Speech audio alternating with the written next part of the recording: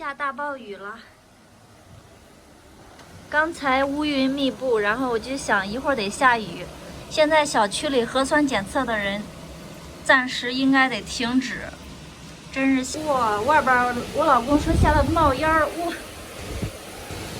看见冰雹没有？白色的，好大！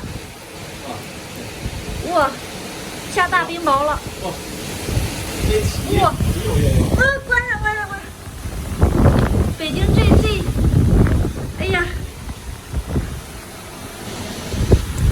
这是怎么了？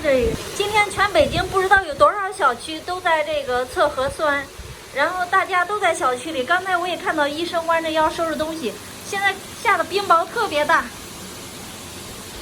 在墙上的冰雹，哇，大冰雹，没看见，太吓人了。我看见。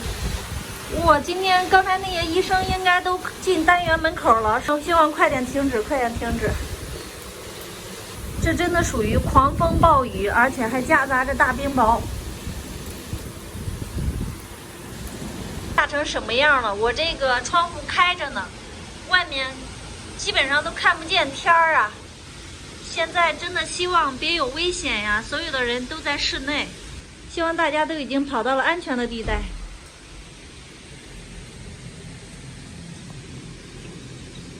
这还有冰雹呢，看没有化呢。哇，现在大冰雹，哇，大冰雹不断的在蹦。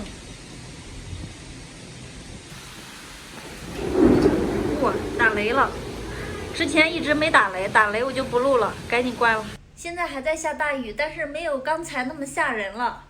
这一会儿我们楼下的这条小河水就积了很多。刚才我还看到一个消防的人员扯了很长的一个管道，然后我还在说是不是要往这河里放水，因为这河一直是干的。这一下下的好多水啊！我长这么大感觉是第一次见这样的狂风骤雨，真的太吓人了。因为今天北京很多社区都在做核酸检测，而且外面肯定也有很多排队的人，真希望大家都平安，都平安。我再及时的给大家分享一下北京的现状。视频就拍到这里，谢谢大家。